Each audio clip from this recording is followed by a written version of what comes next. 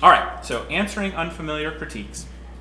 This is divided into two sections of introduction with 2 brief points that I'll start with, and then I've divided it into 9 suggestions or tips or strategies for better answering unfamiliar critiques. So I'm going to start with the introductory thoughts. First introductory thought: why are you giving an afterlab about answering unfamiliar critiques instead of answering unfamiliar arguments? That's a good question. That is a reasonable question.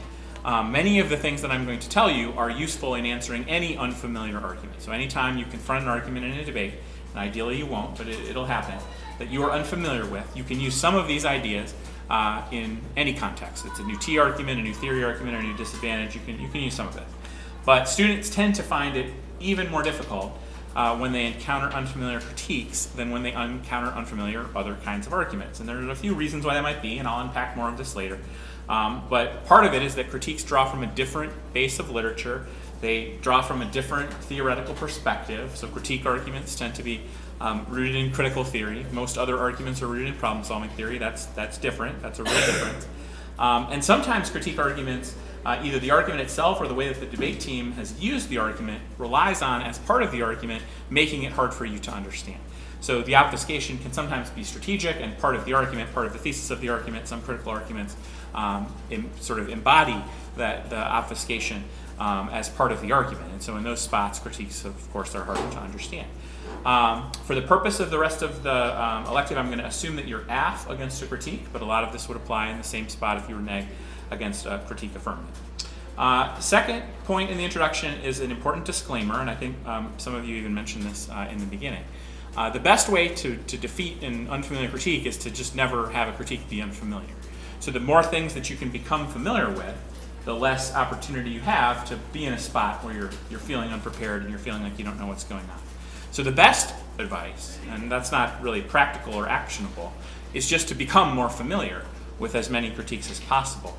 And the more that you know about critical theory in general, and the more that you know about the specific arguments that tend to be popular in debate, the more you know about the authors that tend to be quoted the most in debate, the better chance you will have of being able to figure out what the specific twist on that critique is in any particular debate. There are a variety of ways that I would suggest doing this.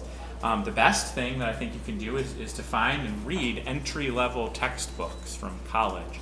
And these textbooks are a little different than high school textbooks. They tend to be collections of essays that are intended to survey a particular field. So an introduction to critical IR theory might have 10 different chapters from 10 different authors, and each chapter is just kind of a survey of one part of critical IR theory, one field. You'll have a chapter about feminism, you'll have a chapter about post-colonialism, a chapter about the race critique of international relations, etc. So if you can find those are great sources. If you just kind of do a couple chapters a day for a few days, you can get through that and you can learn a lot. You can survey a field. The way to find those, sometimes you can just come across them in your normal research when you're looking up a critique argument.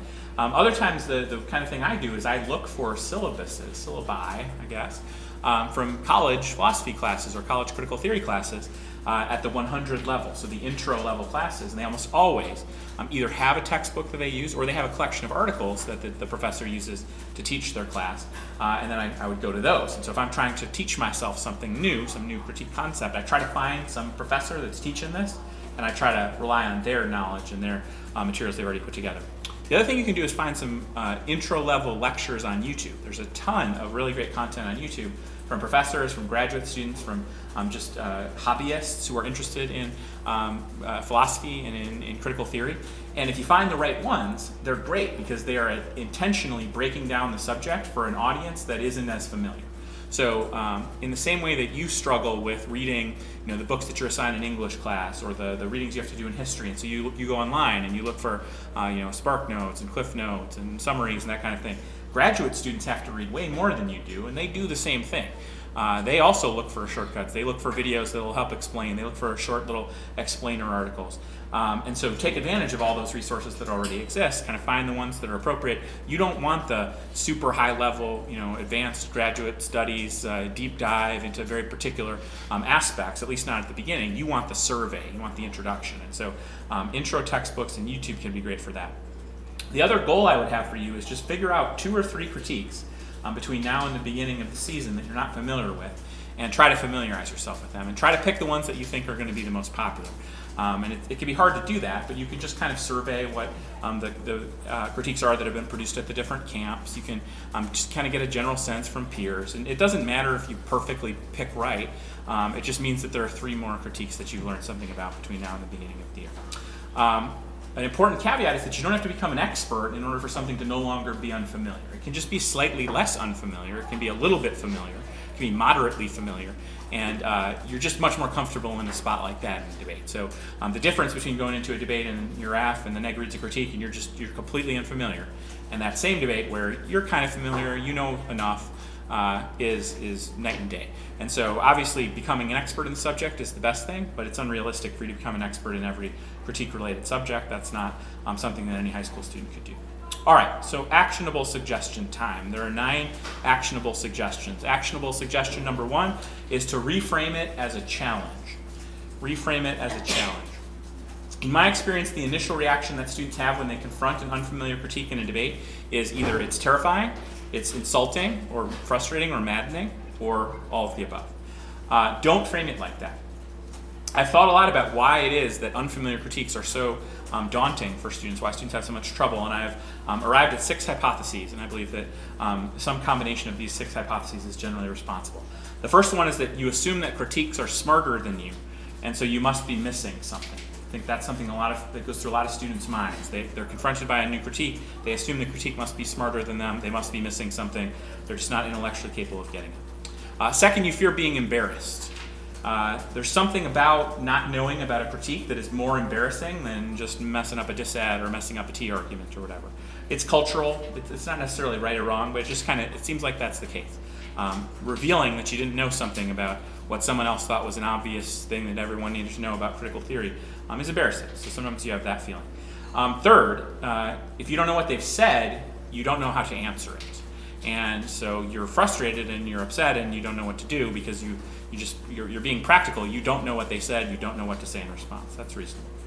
Number 4, the argument tends to evolve over the course of the debate, and you find that frustrating, or you just get psyched out about that. Again, that's fair. Arguments do tend to evolve over the course of the debate, but so do policy arguments that you're very familiar with. So do topicality arguments. So do theory arguments. Number 5, the negative in these debates will always accuse you of dropping something. They'll always accuse you of not understanding. So they'll always say, they didn't understand. They don't get our critique. They really dropped our critique. I know they said some things, but those things didn't answer our critique. And so you feel bad about that, and you don't want that to happen, but you know it's going to happen. So again, you kind of psych yourself out. And number 6, the last thing I think, is that a lot of times the cards that are read in the critique that is unfamiliar to you really have nothing to do with the argument that is eventually made. And again, that's an accurate characterization. A lot of times, critique cards are used differently than problem-solving cards, policy-making cards. Sometimes they're not really used at all. Sometimes they're just a stand-in. And again, you get psyched out about that. You overthink it or whatever. All of these are very reasonable. But understanding that these are all just feelings and these are all just reactions that you're having, you can reprogram yourself. So instead of taking all of that and thinking, oh God, now this is terrible, I hate this, I'm so frustrated, I'm so worried, I don't know what to do, think, all right, this is going to be a challenge. This is going to be a challenge that I'm ready for and that I'm going to enjoy. And I'm going to treat this argument with as much respect as I can. I'm going to try to figure out the argument. I'm going to try to defeat it. And that is a cool challenge. That is something that is testing my intellectual ability. It is testing my ability to put together things that I already know and apply them to something I don't know. It's a cool challenge. And if you think about it like that, I think you will just have a better attitude. And if you have a better attitude, I think you'll be able to avoid the anxiety and the nervousness and the stress that oftentimes gets in the way of making good arguments. Now, it's fine to communicate to the judge that you don't understand the opponent's argument. That's not a sign of weakness, and a lot of times that's true. The judge doesn't understand it either. But you need to do that as part of a thoughtful attack, a thoughtful response to the critique, not as a temper tantrum, not as a show of frustration and a sign of immaturity and upsetness. You got to control your emotions and just answer the argument. And if you lose, you lose. But why decide that you lost as soon as it was unfamiliar? That seems silly. Number 2, prepare to defeat common disagreements. Prepare to defeat common disagreements. What I mean by this is that you should prepare and organize and master a set of general and AF-specific materials that answers the most common critique disagreements. And what I mean by disagreements, I'll unpack a little bit more below.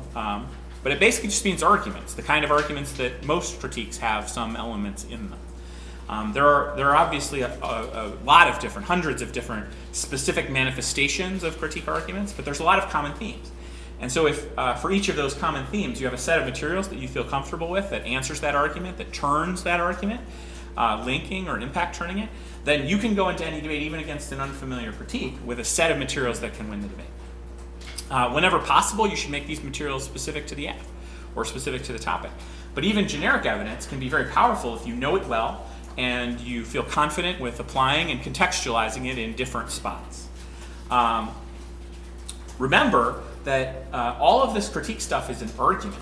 So it's just an argument. It's not right or wrong, definitely true, definitely false. It's just a bunch of arguments. And so all you have to do to be prepared to debate those arguments is just to prepare. You have to have your strategy. You have to be able to disagree with those arguments, and then you have to try to turn those arguments into offense for you. I've included some cards that are examples of this from previous topics in the addendum of the document that I gave you. And this, what I'm going to give you now is not necessarily an exhaustive list, but I think it's a helpful list. So I'm going to give you a list of disagreements that I think would be a good start as you prepare for major critique disagreements. So the first one is the state, which means the U.S. federal government nation state is bad. The state is bad. You need to be able to say it's not, at least not in the context of the AF, and you need to be able to say that totalizing rejection of the state or totalizing rejection of the federal government is bad, maybe in the context of the AF or maybe in a larger way. Number two, nation-state-based analysis or understandings of the world are bad. So state-based analysis is bad. You need to be able to disprove that. You need to be able to say, at least in the context of the AF, it's valuable. And you need to be able to be ready to say that fully rejecting nation-state-based analysis is bad, either in the context of the affirmative or in other contexts. Number three is fiat or role-playing or discussing things we can't change is bad. Fiat bad. You need to be able to defend the desirability of fiat. You need to be able to defend in the context of the AF why it's important to have the conversation that you're having. And you need to be able to turn that around and say rejecting the AF on the grounds that we can't implement it is bad. Critique the idea that we should dismiss activists who don't have hands on the lever of power. If we said activists should never make arguments unless they have their hands on the levers of power, what would happen to activism? There wouldn't be much of it. Number four is policymaking or reformism or macro politics is bad. Policymaking, reformism, macro politics. You have to be ready to say no, at least not in the context of our AF. And you got to be ready to say, rejecting policymaking or macro level change in general is bad. There's downsides to that. Number five is that arms control is bad. You need to be ready to say, we're not arms control. To the extent that we are arms control, we're good. So it's good in this context. And you need to be able to turn that around. You need to say, totalizing rejections of all arms control, that's bad. You could critique the conflation of nuclear arms control with conventional arms trade controls, with humanitarian arms control. Whatever it is that you do, explain why it's good and why rejecting it is bad. Number six, caring about the world and trying to improve it is bad. Common argument. Caring about the world and trying to improve it is bad. Say no. You got to be able to say it's important to care about the world. It's important to try to make persuasive arguments to change things that are bad, especially in the context of the app. And then turn that around, critique that idea, impact turn. What happens if we decide that caring about the world is bad? What happens if we decide that trying to improve the world is bad? Bad stuff. Critique the individual focus at the expense of worldly focus. Say it's not mutually exclusive. Your AF can kind of combine both, but they're alternative because it's so radical, it's so totalizing. It doesn't allow us to think about the world and our place in it. Number seven is capitalism / neoliberalism is bad. Classic on every topic. Again, you have to say no. It's not. At least it's not bad in this context. Maybe we're not capitalist, or to the extent that we are, strategic and useful. And then turn it around, rejecting capitalism or rejecting the plan because it has something to do with capitalism, or it's not radical enough and its rejection of capitalism is bad. So critique, totalizing conceptions of neoliberalism, critique monolithic understandings of capitalism. There's lots of great arguments there. Defense and offense. Number 8, not talking about XYZ other issue is bad. Not talking about XYZ other issue is bad. It's hard to predict what the XYZ other issue is, but you can prepare a response. It's important to talk about what we're talking about. Their argument is whataboutism. Whataboutism is bad. Whataboutism, especially when it's applied to what we're talking about with our affirmative, is bad. Be prepared to disagree, turn it around. Number 9 is talking about things you don't personally experience, or not discussing your personal experience is bad. Not discussing your identity or your social location. You either need to be able to say, no link, we are talking about this from our social location, we do personally experience. Or more likely, you need to be able to turn that around, say it's bad. Say that model is bad, and that rejecting your affirmative idea on the basis that you don't have personal experience with it is bad. Something you're usually more familiar with debating when you're neg against a critique app. Number 10 is excerpting or quoting so-called experts is bad, or Western knowledge is bad, or just information is bad. That's kind of 3 things that I put into one. But you need to be able to defend the sources that you've quoted, the style of source that you've quoted, so you direct quoted from published work. Some of those people, wherever they're from, they've published in English, they're from the West, and you shared information. So you link to some variation of an epistemology critique. So you need to be ready to defend your epistemology and say why sweeping indictments of particular epistemologies are bad. So sweeping indictments of everything from the West is bad. Sweeping indictments of experts are bad. What happens when we sweepingly reject experts? Well, then we end up with things like climate denialism. Then we end up with things like, the people that don't want vaccines, that are not going after the HPV vaccine. What happens when we reject information? Well, America in 2019, it's bad. And number 11, the last one, speaking fast is bad. And speaking in a technical way is bad. You need to be able to defend that. No, it's not bad. To the extent that it's bad, we'll slow down. But rejecting our idea because we talk too quickly, it's bad. Think about the power dynamics that involves. So in the same way that speaking quickly can entrench a power dynamic, so can telling someone else that they spoke inappropriately. Think about the power dynamics there, be able to turn that around. So the goal with all of these is to have a little set of materials that you feel confident with, so that when you figure out what is the disagreement of the critique, and we're going to get to that soon, you've got a couple things you can plug in. Not always all of them, that would be weird. There's no way that the critique could have all of these things, but it'll have 1 or 2, and that gives you an avenue then to win, even if you're unfamiliar with the specific way the negative is making the argument.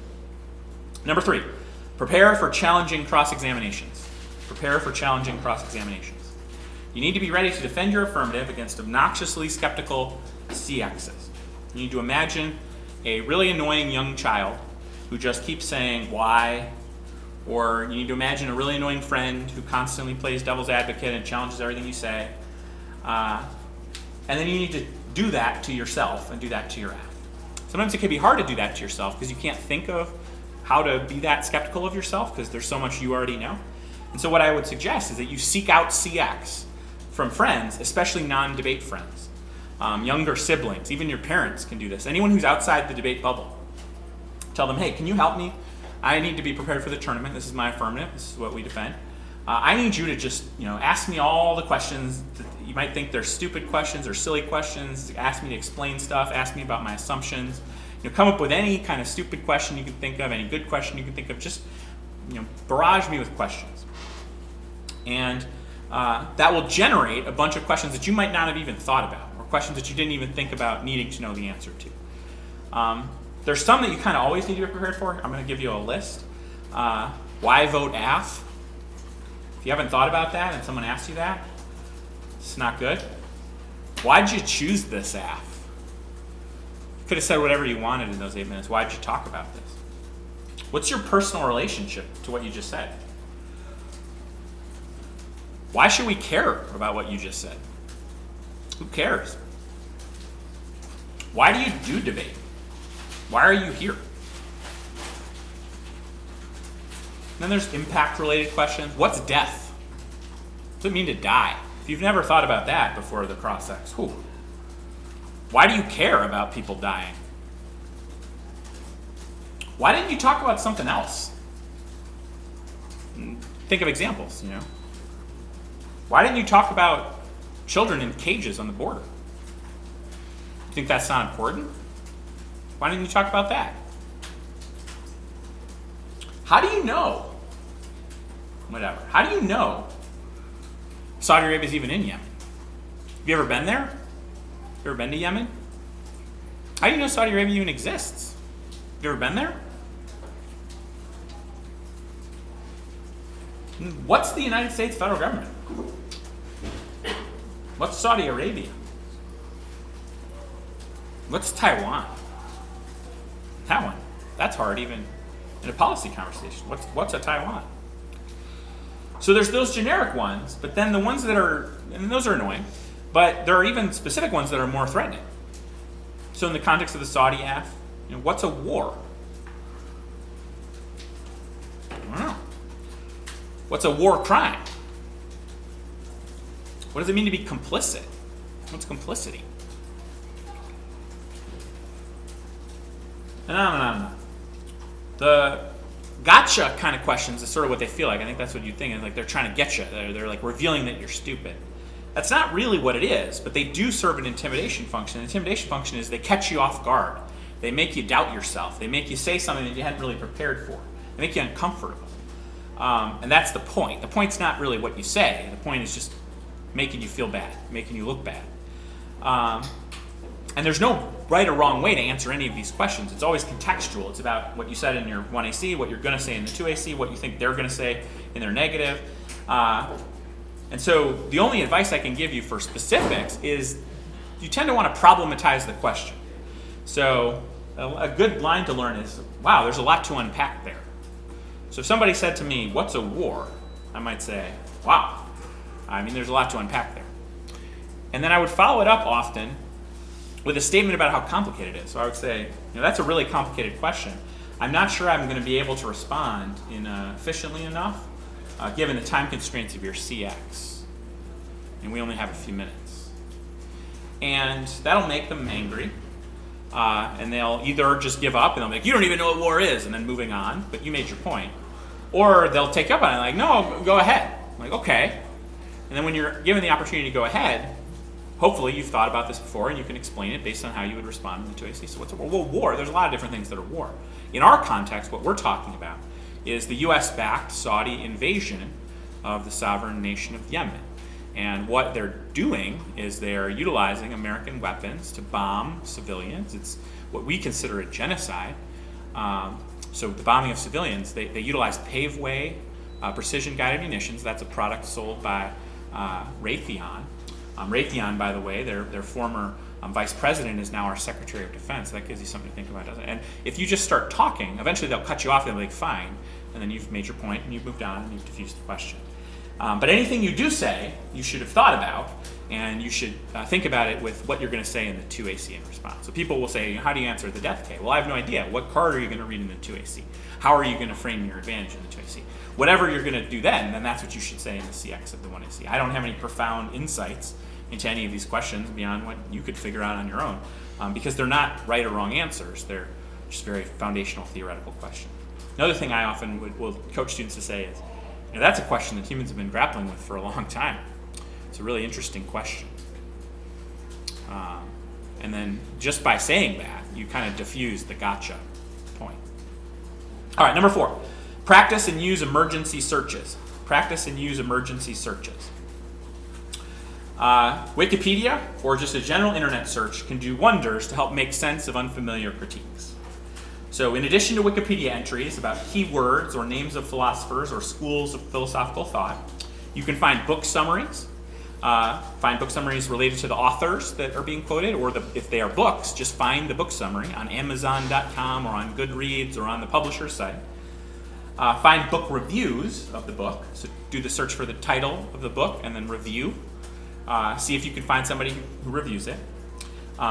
If it's an article, try to find the abstract. The abstract is the thing that they put up at the top. Sometimes the author writes it. A lot of times the journal writes it. It's just like the one paragraph explanation of what this is about. It's intended to help you decide whether to read the article or not. And then if you can't find any of that, or in addition to that, try to find a short little primer on the author or the school of philosophy.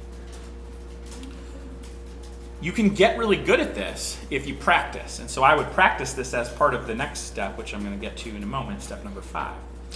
But knowing just a little bit of the context can make all the difference. One of the important things to understand about critical theory, most critical theory, is that one of its most profound insights is that everything is always contextual, everything's always specific. And so what most critical theory articles are is they take an idea and then they apply it to a new concept in an interesting way. So they'll take an insight that is maybe like a foundational insight of a particular field or school of thought, and then they will apply it in a new way to a new situation. And the way negatives will use that evidence is they'll cut the cards from that article and then they'll just apply that to whatever the affirmative is. But it's very hard to understand that unless you know what it was originally applied to. So, maybe you take a look and it's like, oh, okay, well, they're talking about the concept of gendered international relations in a situation between India and Pakistan, disagreements in Kashmir. Okay, so now I kind of understand the context. That's what they're applying it to. Now I can look at the cards again. And it's like, okay, I kind of get it. And then what is the analogy they're drawing? So like, what is the AF? Is the AF of Kashmir? Is the AF India Pakistan? Is that a fair analogy? Understanding that context can unleash a whole set of different arguments that you can make against the critique. But if you don't know what it's about, then how could you make any of those arguments? You have no idea. Similarly, a lot of times the way that the negative will cut a big critique book is they'll find just like a powerful concluding chapter, powerful concluding couple paragraphs from the end of a chapter, and they'll just throw that in the 1 and C, and that's like the link or the impact or the alternative. It assumes that you've just read 30, 40, 50, 200, 400 pages that built up to this conclusion. And so it'll take for granted all the explanation that would have occurred earlier. And so it's just the conclusion. And so if you've read the book, it makes sense because you're already familiar with the terms, you're already familiar with the assumptions, a lot of this has already been previewed or developed. It's just the summary statement. But if you haven't read the book, you have no idea what it's talking about. Going back and finding the abstract for the book or the little summary of the book, or finding a book review that is just a kind of short summary of the book, then, oh, I get it now. I get what this is about. So this book was trying to make this argument, or it was trying to use this idea. I've heard of that before, or maybe I haven't. Let me look at the Wikipedia. Okay, I kind of get what that's about. Okay, I get it now. Just in a few searches, less than a minute, you can get a little bit of information, and just that little bit of information makes all the difference in whether you can effectively answer something that is unfamiliar to you. Number 5, curate and use a quick reference library. Curate and use a quick reference library. What I suggest that you do is you compile all the Summer Institute critique files and critique answers files into a searchable folder on your computer. You should use Open Evidence to do this, openev.debatecoaches.org. It goes back to 2013. For each year, you can download a zip file with all of the contents of the Open Evidence from those summers. Unzip it, separate out all the case stuff, throw it in a folder. You can subdivide if you want, you can organize it if you want, but you don't need to. You can just index the folder. Either trust your Explorer or your Finder, or get a program that does the indexing better. There's a lot of better options, especially on Windows. And then you can use that to search in a quick spot. Search for direct quotes, search for names of authors or publications, search for words from, like in quotes from a tagline. And what you'll find is that there's very little that's ever read in debate that's truly new. It's often something that you just weren't familiar with that already existed. And to the extent that it's new, it's usually a new twist on something that someone else had already introduced in some other way. And so if you can find a camp critique file that includes cards that are similar, or the exact same card that you're debating, it'll help you get the context of the argument. Okay, well, here's what the argument looked like at camp. Okay, I see the links. I see this is from the ocean topic, and I get it. So it's about geopolitics. It was talking about ocean stuff. Okay, I get it. That makes a little sense. And oftentimes you can then find the affirmative responses. You can either find the AF cards, or you can find what the neg had blocks to. And just by finding that, it's like, okay, I get it. This is kind of like, this is going to come down to the permutation, and it's like revolution versus reform, like everything. Or it looks like this is going to get pivoting into like nation state bad, nation state analysis bad. It looks like that's where it goes. It's critical geopolitics or whatever. And just being able to see that and tease that gives you such a greater opportunity to answer the argument, because it just gives you more intelligence about it. It gives you a little bit more insight into it. It can help you know what to cross-ex about. It can help you, think about which disagreements are most likely, etc. It's also pretty easy to find open source critique answers for almost any critique argument. So between the Open Evidence Project for debate camp, for high school camp evidence, and open source documents from college, if you just got all of Northwestern's AF documents against critiques and just kind of kept those cards around, that would be a good strategy. There's a few other colleges that I would recommend, but even if you just did Northwestern, I think it would be useful. You can't just rely on this. This isn't like a shortcut to actually preparing, but it's a really great resource. You can also use this resource when you're studying a specific critique. So if you're trying to learn more about debating, feminist international relations theory, or trying to learn more about debating, the normativity critique or whatever, if you dig into this little library that you've put together, that can give you a head start. Like, all right, look at what the files are. Okay, now I can find some material to read to learn this. and so it just accelerates the learning curve. But in the moment, you can do this during prep time. So you hear the 1 and C, you're confused, you just do a quick search on your folder, you find a couple interesting things. That can make all the difference. That could be the difference between winning and losing. Number 6, develop and use 2AC checklists. Develop and use 2AC checklists. Have this saved in a place that's easy to find and hard to forget. It's going to change from AF to AF and from critique to critique. You're going to need to customize your list for different genres of critique. But here's an example, one that's a pretty good universal one. 9 things on your checklist. I would definitely write this one down. Number 1, case outweighs and is a DA to the alternative. Case outweighs and is a DA to the alternative. That means you can't just explain why your case is good. You got to explain why, to the extent that the critique precludes your case, that means the critique is bad. Number 2, the case is true and real. Even if they don't say it's not, you should always say it is in the 2AC. Because they're promised. They're going to say it's not true or it's not real in the 2NC. Number 3, the alternative is a bad idea. The alternative is bad. Even if you don't have a card, make an argument. Have some offense. Number 4, the alternative fails / doesn't solve the critique.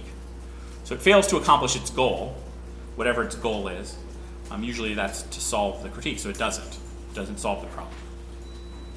So if they've identified, a structural problem with international relations, the ontology of the state, it's Westphalian, we assume states have monopolies on power, and so our alternative is to interrogate. Well, interrogating doesn't change Westphalian notions of sovereignty, so your alt doesn't solve. Just defensive argument. Number 5, no impact, or the impact is not unique. You have to play impact defense against critiques just like you have to play impact defense against dissents. Disagree with the impact. Do it in a couple ways if you can. Number 6, the critique links to the status quo. Ideally, just as much as the plan. That forces the negative to be more aggressive with their alternative. Makes their alternative more important. They have to have one now. They can't just jettison it because you didn't really say that they didn't need it. Or that they did need it. Number 7, permute. Do both. You should say that. Number 8, framework, or we get to weigh the F. There's more sophisticated ways to say that, but you need to say we should be comparing in some way that allows us to weigh our affirmative. That'll change from debate to debate, but you have to remember, you've got to say something about that. And number 9, the last one is they shouldn't get to have an AF-inclusive critique. They shouldn't get to do our plan. They should have to disagree with it. Again, even if you don't think that they're going to say that they're going to do your plan, they might, and so just say it. In a spot where you know more about the critique and how it's going to evolve, you don't need all this stuff because you can develop a strategy and a blueprint that's very specific and is targeting the way that you predict this argument will evolve. But when you don't know, you got to check the boxes. You can also create little checklists or blueprints for each disagreement. So you can have the list of materials organized by disagreement, and you can have a few notes where it's like, if their argument is about state bad, here's a few notes. We have to remember to say this and this.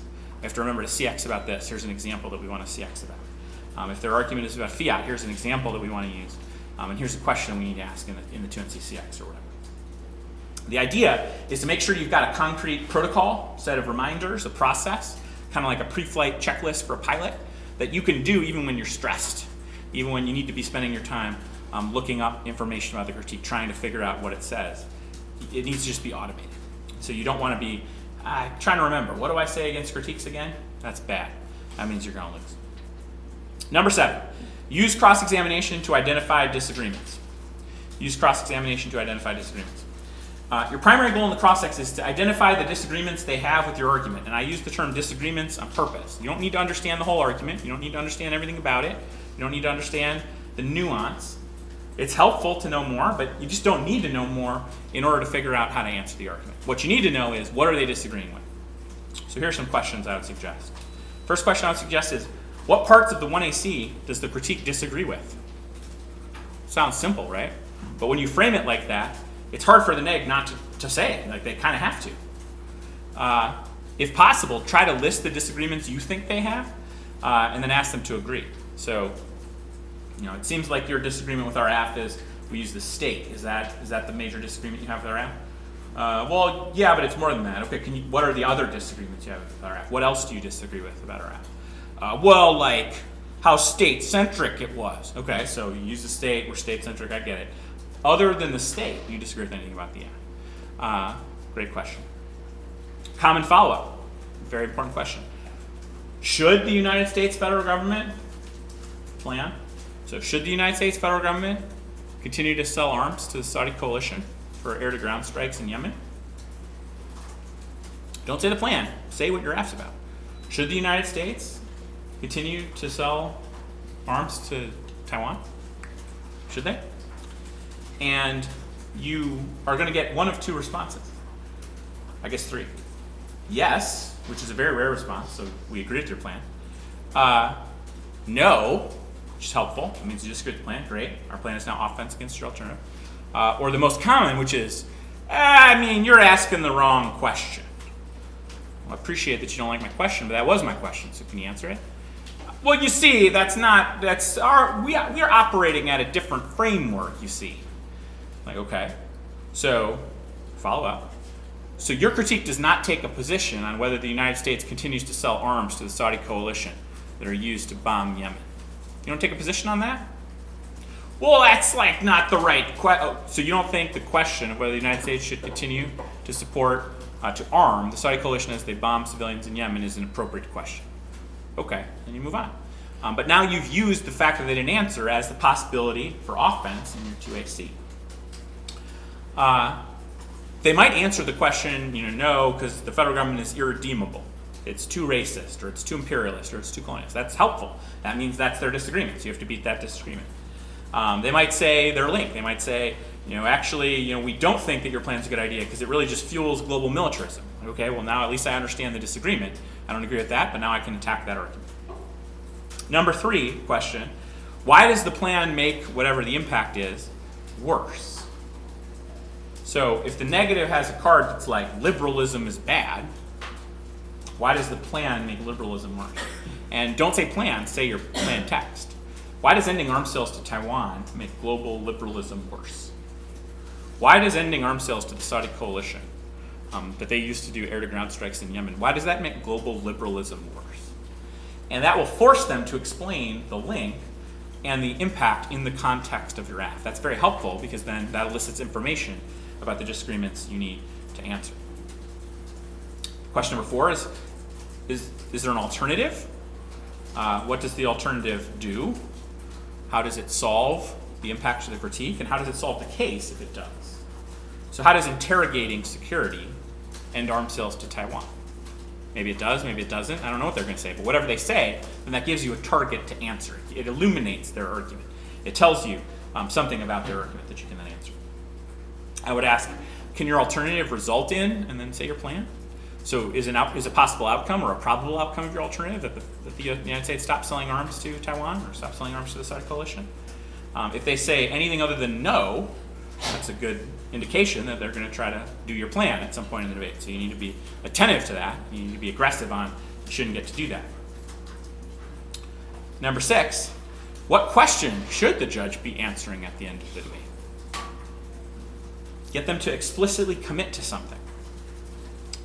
Explicitly commit to what the question is. That's a great follow-up when they say, you're asking the wrong question. Okay, I disagree, but what's the right question? What question are we answering here? And a lot of times the question is like, well, the question is like, who was the negatives arguments? The team that had the negatives arguments, the role of the ballot is to vote for the negatives arguments. And that's what they're saying. But probe that more, okay? So your argument, you read a critique of information and you said more information actually makes us less informed.